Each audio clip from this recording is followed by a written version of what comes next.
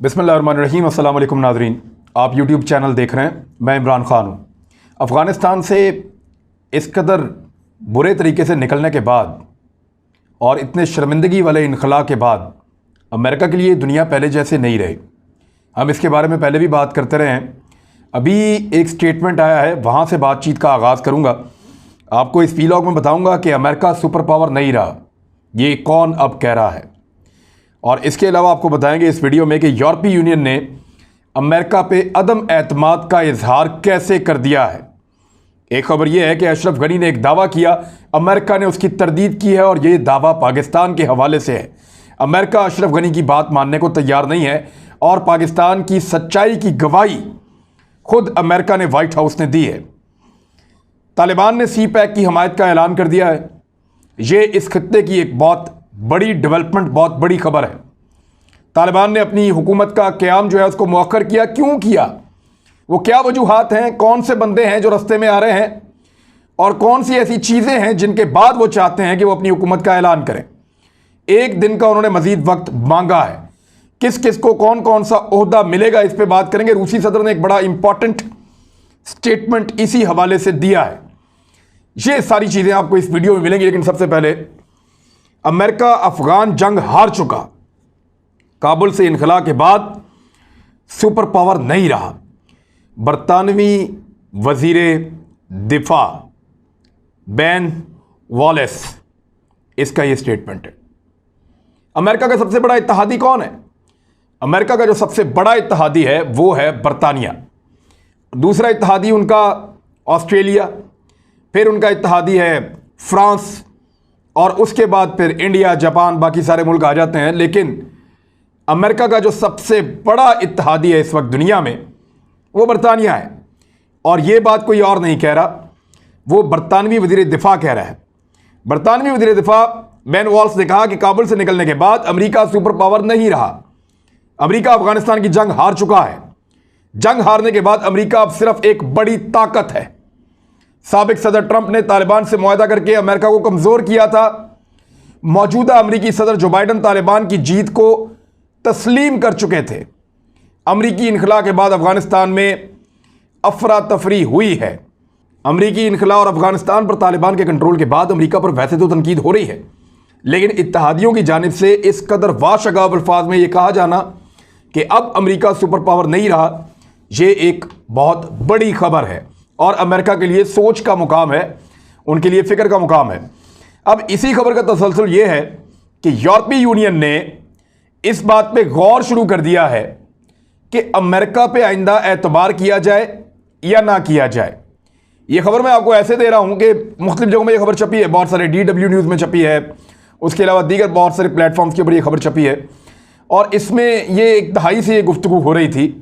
मैंने आपको Joseph boreal का एक स्टेटमेंट भी बताया था जिसमें उसने कहा था कि क्या अमेरिका इस दुनिया को लीड कर रहा है। हम देख रहे हैं कि चाइना एक बहुत बड़ी ताकत के तौर पे आकर खड़ा हो गया है। जोसेफ बोरियल जो हैं वो यूरोपीय यूनियन के जो 27 मुल्क हैं उनके वजीर खारजा हैं और बहुत पढ़े लिखे आदमी हैं, बहुत शानदार आदमी है, बड़ा ज़बरदस्त उनका करियर है। तो उन्होंने कहा अमेरिका दुनिया को लीड करता हुआ नज़र नहीं आ रहा, हमें चाइना एक उभरती हुई ताकत के तौर पर नज़र आ रहा है। हमें यह देखना पड़ेगा कि हमें इन दोनों के साथ किस तरह के ताल्लुकात रखने हैं। यानी खाली अमेरिका की टोकरी में अपने सारे अंडे नहीं रख सकते।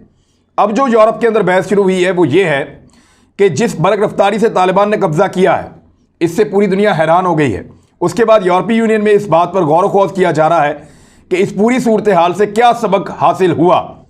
इसी दौरान जर्मनी ने 10 साल पहले एक तजवीज़ दी थी, वो तजवीज़ दोबारा जिंदा हो गई है और यूरोपीय यूनियन ने अपनी एक रैपिड एक्शन फोर्स बनाने का फैसला किया है और उसके ऊपर वो अमल करना चाह रहे हैं कि वो अपनी ज़ाती एक फ़ौज बनाए, एक बड़ी रैपिड फोर्स बनाए, उसके अंदर तमाम मुल्कों के फ़ौजी हों, उनकी बेहतरीन तरबियत हो, उनके पास बेहतरीन हथियार और इंतज़ाम हो और वो यूरोपीय यूनियन की खिदमत के लिए काम करें।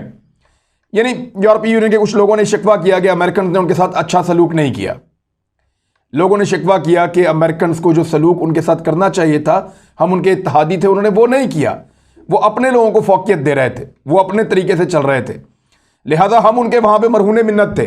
अगर हमारी अपनी एक फ़ोर्स होती और एक तगड़ी फोर्स होती, अमेरिका के मुकाबले की टक्कर वाली फ़ौज होती, तो वो बड़े आराम से हमारे लिए इनखला का काम करती, हमें फैसिलिटेट करती, लेकिन अमेरिका ने हमें प्रायोरिटी नहीं दी।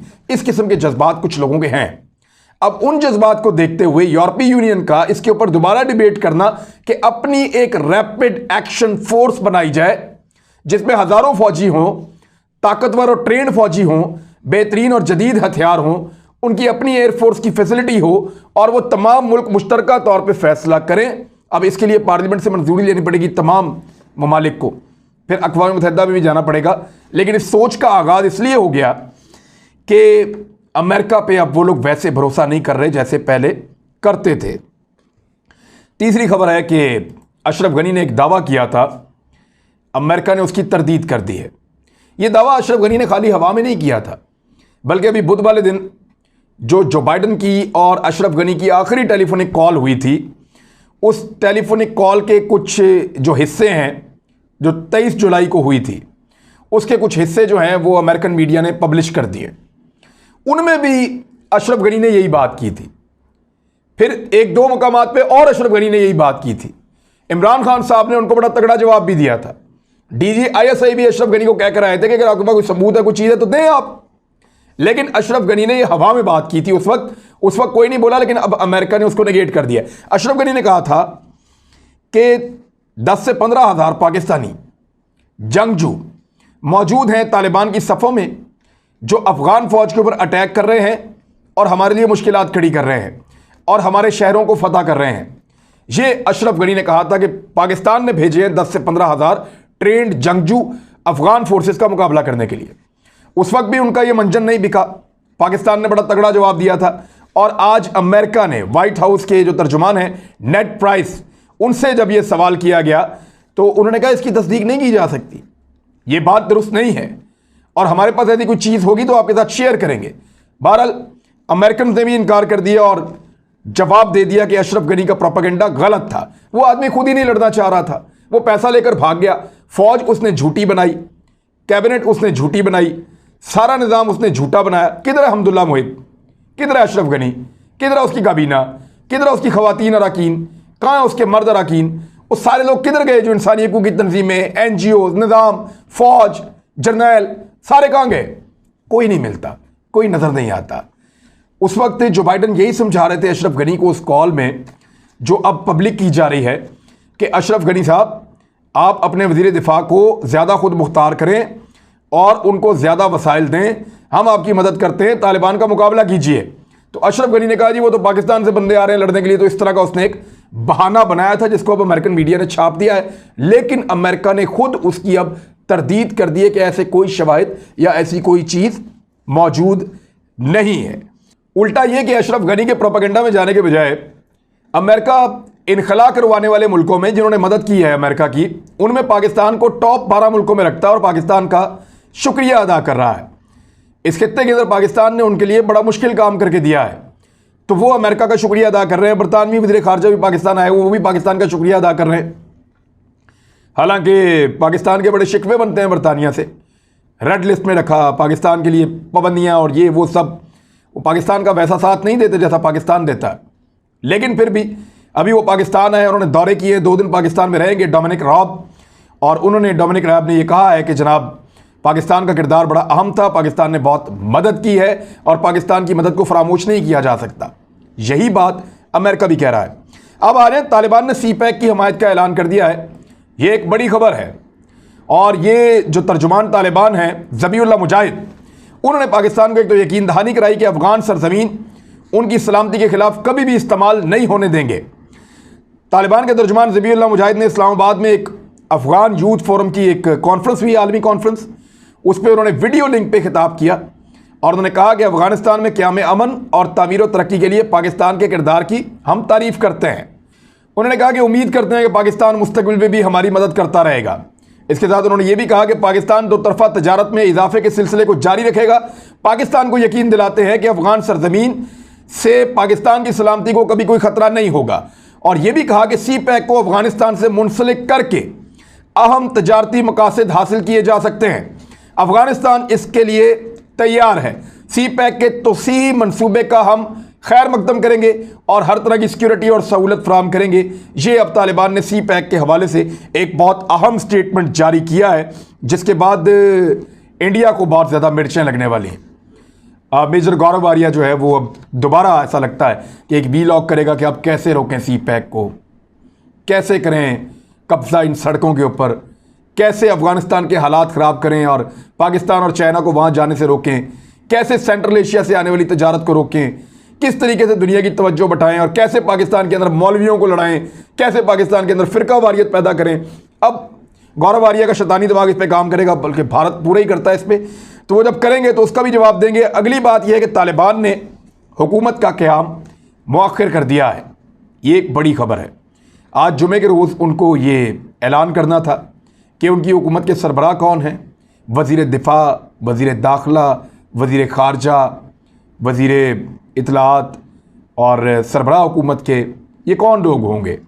कुछ थोड़ी सी चीज़ें जो आइडिया है, जो मीडिया के ज़रिए से बाहर आई, जो अफ़गान सोर्सेज से आ रही हैं, उनमें यह है कि मुल्ला हैबतुल्लाह जो हैं वो सुप्रीम कमांडर होंगे अफ़गानिस्तान के, जैसे ईरान में सुप्रीम कमांडर होते हैं, एक रूहानी शख्सियत, मजहबी शख्सियत, वो सबको लीड करते हैं, सबके ऊपर एक सरबराह के तौर पे मौजूद होते हैं। तो मुल्ला हैबतुल्लाह का वो किरदार होगा। मुल्ला अब्दुल गनी बरादर जो पाकिस्तान में लगभग 10 साल तक जेल में रहे, 8 साल तक, वो कतर गए, वहाँ से मुज़ाकरात का सिलसिला शुरू हुआ, अमेरिका की दरख्वास्त पे पाकिस्तान ने छोड़ा और इस वक्त वो एक बड़ी मरकज़ी हैसियत हासिल कर गए हैं। तो मुल्ला अब्दुल गनी बरादर मुमकिन तौर पर सरबराह हो सकते हैं अफ़गानिस्तान में बनने वाली अमारात इस्लामी की नई हुकूमत के। और उनके अलावा जो बाकी नाम हैं उनमें मुल्ला याकूब जो मुल्ला उमर के साहबजादे हैं, कुछ तस्वीर हैं, ये आप देख लें बेशक। यहाँ पे ये तालिबान रहनुमा पहुँचे हैं, मुल्ला उमर का घर पहली दफ़ा दिखा रहे हैं और ये बता रहे हैं कि ये है मुल्ला उमर का घर जहाँ पे उन्होंने अपनी ज़िंदगी गुजारी है। ये कितनी सादी चीज़ें देखें, ये एक मिट्टी का बना हुआ घर है, यहाँ पे लेप किया हुआ है और लिपाई के साथ, मट्टी की लिपाई के साथ एक घर बना हुआ, छोटा सा घर है। और यहाँ से बैठ के एक आदमी 13 साल तक सुपर पावर के साथ लड़ता रहा और दर्जनों मुल्कों के साथ लड़ता रहा, यहाँ से बैठ के कमांड करता रहा मुल्ला उमर। उनकी कब्र भी इन्होंने किसी को नहीं दिखाई, उनका घर भी किसी को नहीं दिखाया था। अब तालिबान रहनुमा गए हैं, वहाँ पे जाके उन्होंने हाज़िरी दी, कब्र पे भी, उनके घर पे भी। और जो तालिबान रहनुमा गए हैं, ज़रा उनके पैरों का क्लोजअप देख लें, उनके जूते आज भी टूटे हुए हैं, उनके जूते आज भी जो हैं वो उसी तरह के हैं जैसे बस एक आम से आदमी के होते हैं। उनके कपड़े भी आप देख लें, उनका पहनावा भी आप देख लें। तो इसी सादगी के साथ उन्होंने आलमी क़ुव्वतों को शिकस्त दी है। बल्कि इस पे जूते के ऊपर तो एक बड़ा ज़बरदस्त तुर्की ने एक कार्टून जारी किया है, बड़ा शानदार, उनके मीडिया ने जारी किया है। ज़रा एक कार्टून आप देखिए, ये तारीखी नौयत का है कि एक चप्पल है और वो भी बेचारी ऐसे ही, और नीचे अमेरिकन बूट है जो बड़ा तगड़ा है और नेटो फोर्सेस की ताकत की अलामत है, उसको कुचल के रख दिया है। यहाँ की एक खेड़ी चप्पल जो होती है लोकल सैंडल, तो उसने उसको कुचल के रख दिया है जो तालिबान ने पहनी हुई है। तो अफ़गानिस्तान के हवाले से ये एक पिक्चर भी जारी की और ये पिक्चर आप गौर से देखें, अगर मुल्ला उमर के घर के अंदर जो लोग आए हैं उनके जूते भी इसी नौयत के और इसी तरह के हैं। तो बड़ा सादा सा घर है, उनका सामान भी यहाँ पे पड़ा हुआ है और वो सामान आज भी मौजूद है। इसको तो लगता है वो मुस्तकबिल में एक अजायब घर या इस तरह की जगह बना देंगे जहाँ पे लोग आके देखा करेंगे और अपने माजी को याद करेंगे। बहरहाल अब्बास शेर मोहम्मद अस्तांकज़ई जो हैं उनको फॉरेन मिनिस्टर बनाया जाएगा। इन्होंने बड़ा काम किया है दोहा दफ्तर में। उसके बाद ज़बीउल्लाह मुजाहिद वज़ीर इत्तलात हो सकते हैं, हामिद करज़ई, अब्दुल्ला, गुलबदीन हिकमत यार, इनको हुकूमत में शामिल किया जा सकता है। अभी अनाउंसमेंट ना करने के पीछे 2 रीज़न बड़े हैं। एक तो ये है कि वो चाहते हैं कि पंजशेर का मामला किसी साइड पे लग जाए, उसके बाद अनाउंसमेंट हो, पूरा अफगानिस्तान कंट्रोल हो, पूरे अफगानिस्तान में हुकूमत एक साथ अनाउंस की जाए तालिबान की जानिब से। वो जल्दबाजी नहीं करना चाहते, पंजशेर के मसले को चाहते हैं पहले हल हो जाए। दूसरा, तालिबान ये चाहते हैं कि रशीद दोस्तम हो गया, अता मोहम्मद नूर हो गया और दीगर कुछ जंगजू सरदार हैं, वो छोटी छोटी तहरीकें खड़ी कर सकते हैं। उन सबको किस तरीके से शामिल किया जाए, इस मैकेनिज्म के ऊपर मजीद काम हो रहा है ताकि शोरिश ना हो, कोई आवाज़ ना उठे। इसी पर रूसी सदर ने एक स्टेटमेंट दिया है। सदर पुतिन ने यह कहा कि एक बड़ा अहम स्टेटमेंट है उनका इस मौके पर। उन्होंने कहा अफगानिस्तान एक मुल्क के तौर पे इकट्ठा रहे और एक सियासी कुव्वत के ऊपर इत्तफाक पैदा हो और एक ही सियासी कुव्वत मरकज से पूरे अफगानिस्तान को कंट्रोल करे, यह बहुत ज़रूरी है और इसी तरह का अफगानिस्तान सबके फ़ायदे में होगा। फिर उन्होंने कहा तालिबान जितनी जल्दी हो सके मुहज़्ज़ब अक़वाम के ख़ानदान का हिस्सा बन जाए उतनी ही जल्दी उनसे राब्ता और बात करना और बात मनवाना आसान हो जाएगा। यानी आलमी सतह के ऊपर जितनी ज़्यादा हमांगी तालिबान पैदा कर दें, उतना आसान होगा तालिबान के लिए दुनिया के साथ आगे बढ़ना। अफ़गानिस्तान ऐसा मुल्क है जहां मरकज़ियत ना हो, यानी वो कहते हैं रशिया नहीं चाहता कि अफ़गानिस्तान ऐसा मुल्क बन जाए जहां पे मरकज़ियत ना हो। अगर ऐसा हुआ तो वहां कोई नहीं होगा जिसके साथ बातचीत की जा सके। तो रशिया भी ये चाह रहा है कि एक मरकज़ी हुकूमत बने, सारे फ़रीक़ैन उसके अंदर शामिल हों और एक मरकज़ियत हो काबुल में, और उसके निज़ाम के तहत काबुल और कंधार से पूरा अफ़गानिस्तान चले और पुरअमन तरीके से लोग आगे बढ़ें और तरक्की करें ये खित्ता। तभी बात करना आसान होगा, दुनिया के साथ चलना भी आसान होगा तालिबान के लिए, और दुनिया के लिए भी आसान होगा कि वो नए अफ़गानिस्तान के साथ चल सकें। तालिबान आजकल मुबारकबादें वसूल कर रहे हैं, हर जगह पे दीवारों पे वॉल चॉकिंग कर रहे हैं, आज़ादी मुबारक का लिखा जा रहा है। बल्कि जहाँ पे तालिबान के मुज़ाकरात अमेरिका के साथ हो रहे थे, वो वाली तस्वीर भी जो है वो छापी जा रही हैं अफ़गानिस्तान में जगह जगह। और इस वक्त जो बड़ी डेवलपमेंट है काबुल में वो ये है कि एयरपोर्ट पे परवाज़ें बहाल करने का मामला शुरू कर दिया गया है। बहुत जल्द आपको दुनिया की परवाज़ें वहाँ पे कमर्शियल आती जाती नज़र आएंगी। कतर और तुर्की ने बड़ी मदद की है, पाकिस्तान ने भी मदद की है, क्योंकि जो इमदादी परवाज़ें हैं वो भी शुरू हो गई और वो भी पहुँचेंगी अब काबुल। लिहाजा काबुल में जो मामूलात ज़िंदगी हैं या बैरूनी दुनिया से जो एक राब्ता है अफ़गानिस्तान का, वो वापस कनेक्ट होने जा रहा है। तो अब तक के लिए इतना ही। अपना ख्याल रखिएगा, अपने इस चैनल का भी। अल्लाह हाफ़िज़।